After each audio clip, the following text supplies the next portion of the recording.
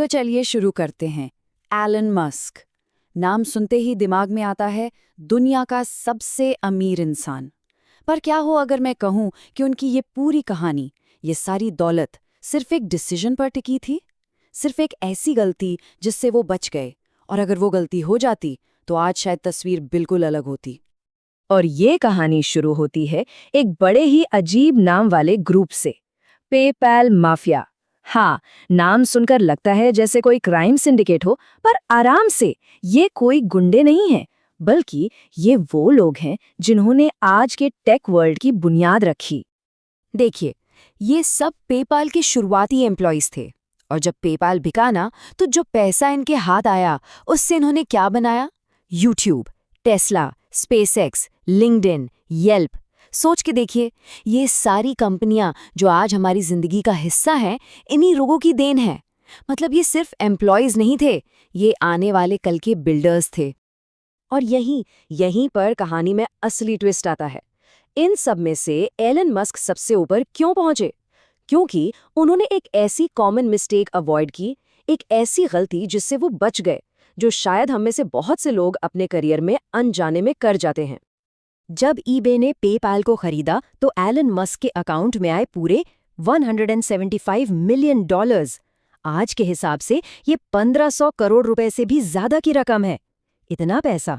लेकिन ये पैसा उनकी सैलरी से नहीं आया था, बिल्कुल नहीं। इसकी वजह कुछ और ही थी। और वही है आज के इस विश्लेषण का सबसे बड़ा राज, the secret, salary versus equity. ये वो फर्क है जो अमीर और बहुत अमीर के बीच की लकीर खींचता है। जरा सोचिए, करियर में एक मोड़ आता है जहां दो रास्ते सामने हैं। एक तरफ एक बड़ी एमएनसी की जॉब, मोटी सैलरी, सेट लाइफ। दूसरी तरफ एक नया स्टार्टअप, सैलरी कम, काम ज्यादा, लेकिन कंपनी में हिस्सेदारी यानी ओनरशिप का मौका मिल रहा है। ज्यादातर लोग क्या चुनेंगे? ऑब्वियसली हाई सैलरी, और बस यही वो गलती हो जाती है जिससे मस्क बच निकले। तो ये इक्विटी आखिर है क्या चीज? बिल्कुल आसान भाषा में समझे तो ये कंपनी में आपका मालिकाना हक है। सोच लीजिए, एक बड़ा सा केक है। सैलरी से आपको केक काटने के पैसे मिलते हैं, पर इक्विटी से आपको उस केक का एक टुकड़ा मिलता है। आप उसके मालिक बन जाते हैं, भले ही वो टुकड़ा छोटा सा ही क्यों न हो। और स्टार्टअप्स में ये मालिकाना हक मिलता कैसे है? अक्सर इसका जरिया होता है ईसॉप्स, यानी एम्प्लॉय स्टॉक ओनरशिप प्लान। ये बस एक प्लान है जिससे एम्प्लॉयज को कंपनी के शेयर्स खरीदने का मौका मिलता है। सीधा सा मतलब, कंपनी आगे बढ़ेगी तो आप भी आगे बढ़ेंगे। तो सवाल ये उठता है कि आखिर ये इक्विटी, ये ओनरशिप हासिल कैसे की जाए, सैलरी के अलावा दौलत बनाने के लिए? देखते हैं ये 4 रास्ते। तो ये रहे इक्विटी पाने के 4 तरीके। नंबर 1, अपना खुद का बिजनेस शुरू करिए। नंबर 2, ऐसी जॉब लीजिए जहां ईसोप्स मिल रहे हों। तीसरा, स्वेट इक्विटी के लिए पार्टनर बनिए, मतलब अपने काम के बदले हिस्सेदारी लीजिए। और चौथा आसान तरीका, आप सीधे मार्केट से शेयर्स खरीद लीजिए। ये पार्टनरशिप वाली बात है ना, इसको फिल्म पुष्पा के एक डायलॉग ने क्या खूब समझाया है। याद है, जब पुष्पा को कैश का ऑफर मिलता है, वो कहता है मुझे और कैश नहीं चाहिए, मुझे मेरा 4% चाहिए। क्यों? क्योंकि वो समझ गया था एक बार के पैसे से कहीं ज्यादा पावरफुल है बिजनेस में पार्टनरशिप। वो नौकर नहीं, पार्टनर बनना चाहता था। तो ठीक है, पार्टनरशिप या इक्विटी का फायदा क्या है? इसका ग्रोथ पर क्या असर पड़ता है? चलिए ये समझते हैं। लेकिन हाँ, एक चेतावनी, एक वार्निंग भी जरूर ध्यान में रखनी होगी। देखिए, सैलरी की ग्रोथ ना एक सीधी लकीर जैसी होती है, धीरे धीरे साल दर साल थोड़ा ऊपर, बोरिंग। लेकिन इक्विटी की ग्रोथ एक जे कर्व जैसी होती है, शुरू में बिल्कुल धीमी, शायद लगे कि सैलरी ही बेहतर थी, लेकिन फिर जैसे ही कंपनी चल पड़ती है, ये ग्रोथ एकदम रॉकेट की तरह आसमान छूती है। इसे कहते हैं एक्सपोनेंशियल ग्रोथ, और यही बनाती है असली दौलत। और इसीलिए कहते हैं कि 1% वाला पार्टनर भी पार्टनर ही होता है। हिस्सेदारी चाहे कितनी भी कम हो, वो माइंडसेट बदल देती है, एम्प्लॉई से ओनर बना देती है। और जब सोच बदलती है तो कमाई की काबिलियत अपने आप बदल जाती है। लेकिन यहाँ एक बहुत बड़ी वार्निंग है।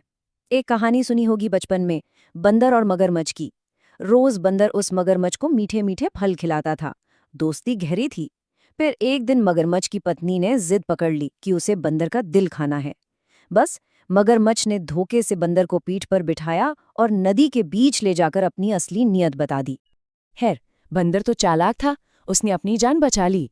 पर इस कहानी का सबक क्या है? सबक ये है कि जब बात पार्टनरशिप की हो तो सिर्फ दोस्ती या भरोसे पर मत चलिए। जुबानी वादों की, वर्बल प्रॉमिसेस की कोई वैल्यू नहीं होती। आपकी इक्विटी, आपकी हिस्सेदारी हमेशा कागज पर डॉक्यूमेंटेड होनी चाहिए। पेपर वर्क ही पार्टनरशिप को बचाता है। तो इक्विटी हासिल करना पहला और सबसे इम्पॉर्टेंट स्टेप है, लेकिन असली वेल्थ बिल्डिंग के लिए कुछ और बातों का ध्यान रखना भी जरूरी है। ये 3 आदतें और हैं जो दौलत बनाने में मदद करती हैं। पहला, पैसिव इनकम के सोर्सेज बनाइए। दूसरा, हर काम खुद करने की कोशिश मत कीजिए। काम डेलीगेट करना यानी दूसरों को सौंपना सीखिए। और तीसरा, सबसे जरूरी, हमेशा सीखते रहिए, अपनी लर्निंग कर्व को छोटा कीजिए। इसके लिए एक बड़ी कमाल की कहावत है, first you learn then you remove the L. समझ गए? पहले सीखो फिर एल हटा दो तो बचता है अर्न।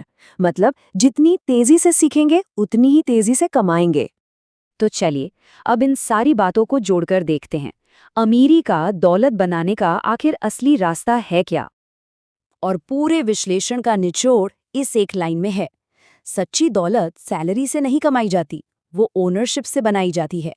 सैलरी से गुजारा होता है, दौलत ओनरशिप से बनती है। यही वो सबसे बड़ी गलती थी जिससे एलन मस्क बच गए। उन्होंने मोटी सैलरी नहीं, कंपनी में हिस्सेदारी यानी इक्विटी को चुना। और अब जाते जाते एक सवाल आपके लिए, थोड़ा होमवर्क। अगर लर्निंग कर्व को छोटा करने की बात समझ आई तो सर्च कीजिए कि विल्सन्स लॉ क्या है। ये इस सफर में आपका अगला कदम हो सकता है।